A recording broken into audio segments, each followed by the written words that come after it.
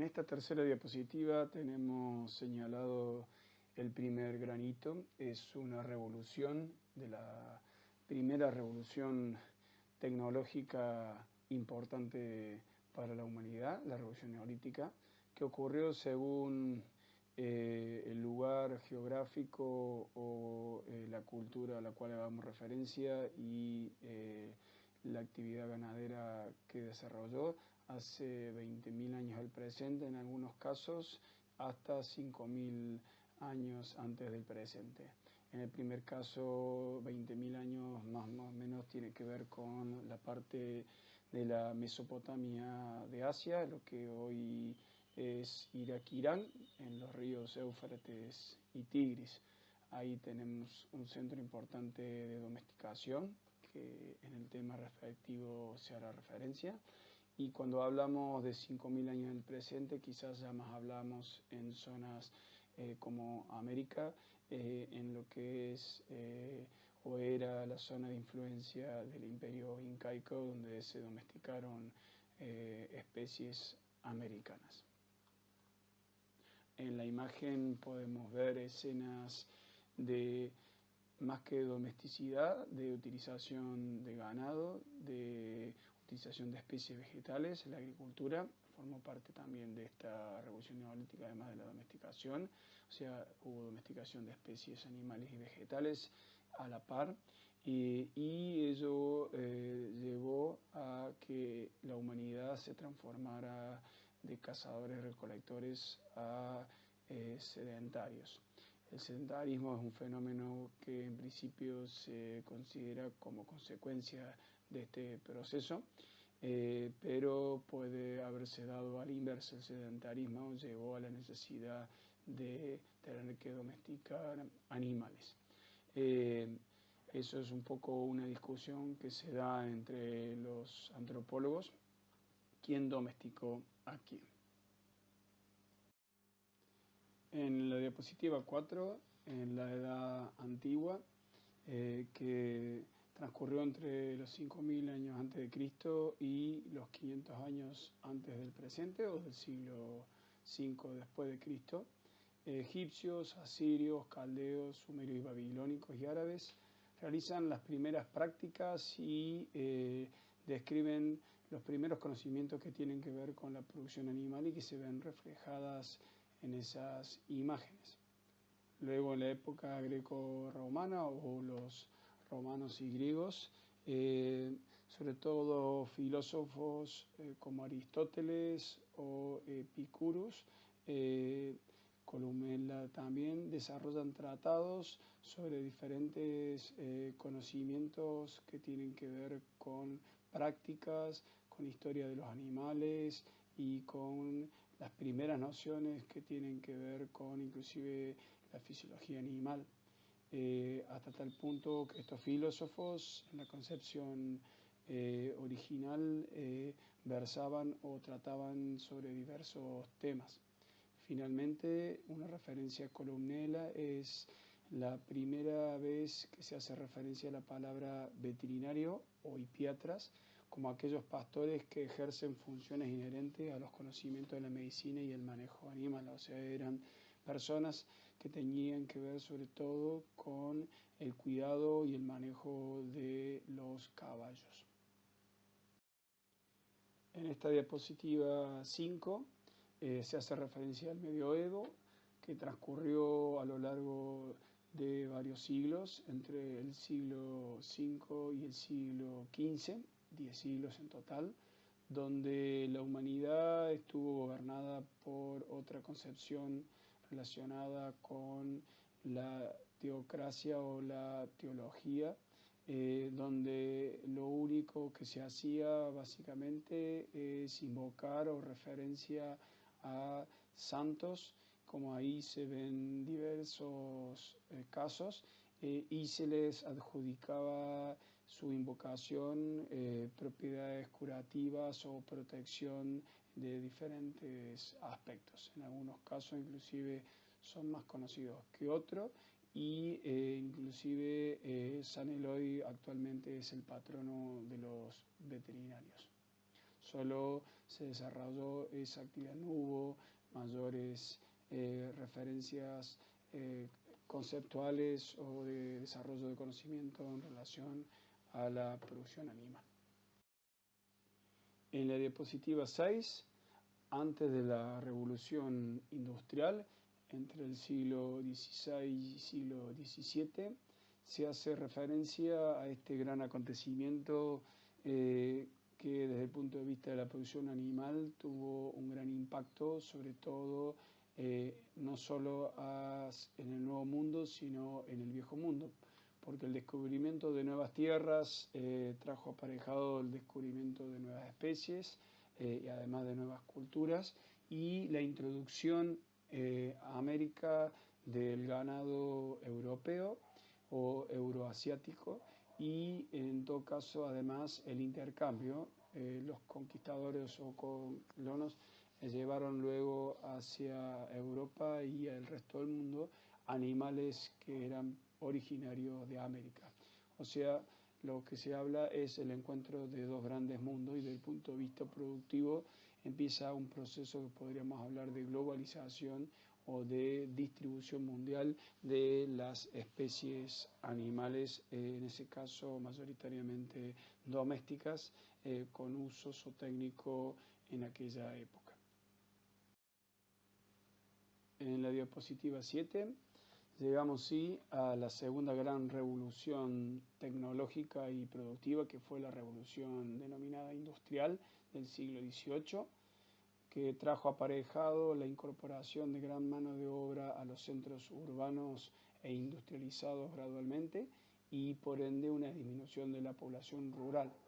y una reconfiguración de la actividad de la población que quedaba en el campo como abastecedora de alimentos de estos centros urbanos, o sea, el inicio de un proceso que podríamos denominar exportación y que se vendía luego en la ciudad. En esta época de la Revolución Industrial sobresalió un noble inglés, Robert Bakewell, que era un ganadero, que a través de una serie de dos axiomas que ahí hacen referencia a toda cosa engendra su semejanza y aparear lo mejor con lo mejor, hace referencia a conocimientos elementales o básicos de mejoramiento animal, permitió que, por ejemplo, en el mercado concentrador de Hacienda de Londres se duplicaran los pesos de faena, y instó a los ganaderos vecinos con estos axiomas a que no solamente mejorar o perfeccionar técnicas de producción, sino asociar estas mejoras a determinados grupos de animales con características estandarizadas, por lo cual se empezaron a crear, fijar y estabilizar numerosas razas ganaderas. Aquí se dio origen a la creación masiva de razas estandarizadas. Este ganadero Bakewell lo que hacía era adjudicarle a estas dos frases o axiomas la prosperidad o el mejoramiento en su finca, con lo cual fue imitado en las fincas o campos vecinos, e inclusive invitado a dar pequeñas disertaciones no solamente en Inglaterra, sino en el continente europeo. En la diapositiva 8 se hace referencia al hito 6, en los inicios académicos o la ilustración de finales del siglo XVIII, donde se funda la primera escuela de veterinaria en 1762, y con esta escuela nace lo que se denomina la veterinaria desde el punto de vista académico, y sobre todo la veterinaria oficialmente como actividad y profesión. Poco tiempo después se fundan otras escuelas y facultades ya, fundándose dentro del ámbito universitario en diversas partes de Europa. En definitiva, la zootecnia en esta época pasa a tener un enfoque académico al estar integrada en la carrera de veterinaria y además un enfoque como ciencia. Entre los años 1834 y 1849 se comienza a utilizar esta denominación de zootecnia por primera vez,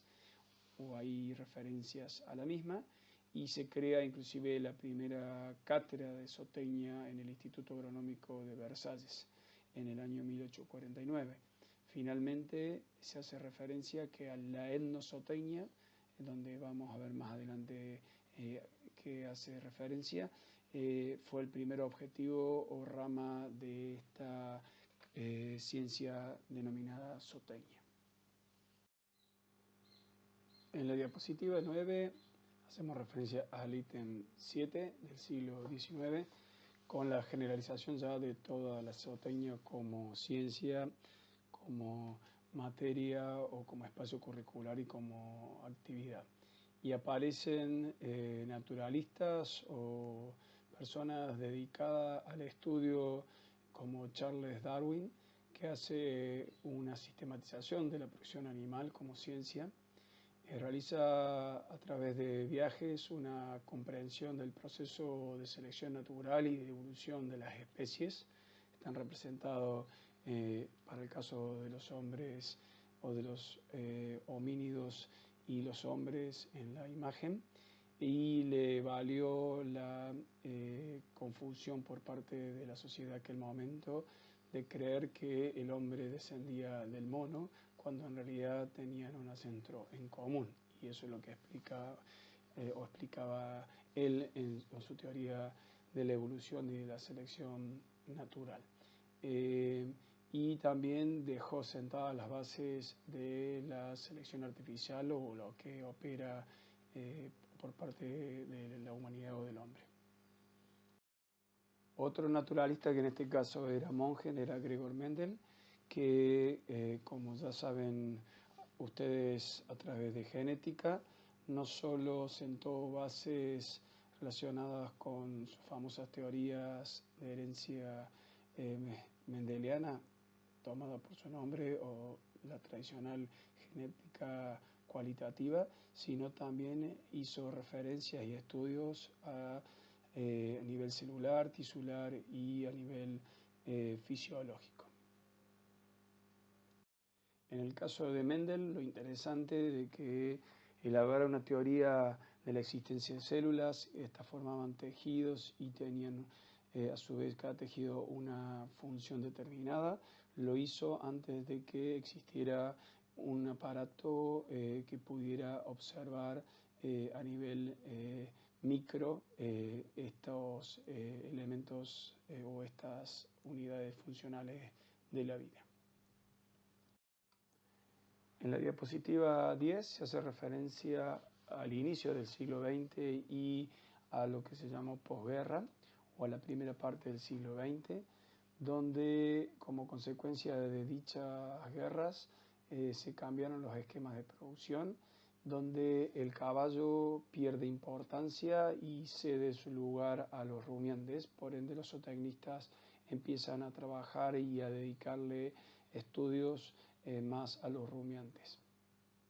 Además, aparecen un noble Sir John Hammond, que era un fisiólogo que aplica dichos conocimientos a la producción animal y le da importancia al tema del crecimiento y desarrollo para entender mejor los procesos de producción animal. El doctor Hellman, el doctor Calvo y el doctor García Mata, a nivel de país o a nivel de Argentina,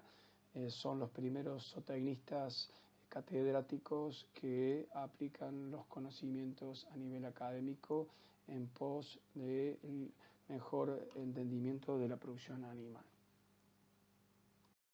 En la diapositiva 11 se hace referencia ya a la segunda parte del siglo XX o finales del mismo, donde podríamos decir que ocurre una tercera gran revolución, la revolución tecnológica, debida a grandes avances en diferentes áreas y sobre todo a la revolución informática. Por un lado, se desarrolla la farmacoterapia Hay, además de descubrimiento de los antibióticos, un importante desarrollo de los mismos, igual que de antiparasitario y vacunas. Por el lado de las biotecnologías reproductivas se hacen importantes avances en lo que es criopreservación y transferencia de gametas. Se da lugar al proceso de modificación genética de los alimentos. Ahí hay una referencia a un caso de un animal vacuno que es capaz de producir un alimento o una leche con una sustancia con aplicación en medicina humana, y se empiezan a dar controversias entre la llamada revolución verde, derivada de, por un lado, los alimentos genéticamente modificados, pero en este caso de la soja u otros, digamos, alimentos, versus el uso sustentable o la sustentabilidad. En la diapositiva 12 finalmente llegamos al hito 10, que corresponde al siglo XXI en transcurso, donde se pueden hacer referencia a los avances que se consiguieron a través de la genómica y todo lo que hace a esa parte de la ciencia de la biología, y a la parte de la genética denominada epigenética, al descubrimiento de la función que tienen las regiones no codificantes y su posible aplicación en el mejoramiento animal o en la comprensión de los procesos de herencias o de funcionamiento de los organismos. Por otra parte, se empiezan a reconocer la importancia de los recursos zoogenéticos o los recursos locales, denominados genéricamente como criollo en nuestro territorio. Y finalmente, este evento denominado genéricamente como cambio climático, es decir, la ocurrencia de eventos extremos como sequías e inundaciones que ocurren de manera cada vez más reiterados a nivel global, y la discusión de la participación de la actividad del hombre a nivel industrial, a nivel productivo también, en este proceso de cambio, y en qué medida también puede haber un componente debido a un proceso o ciclo natural.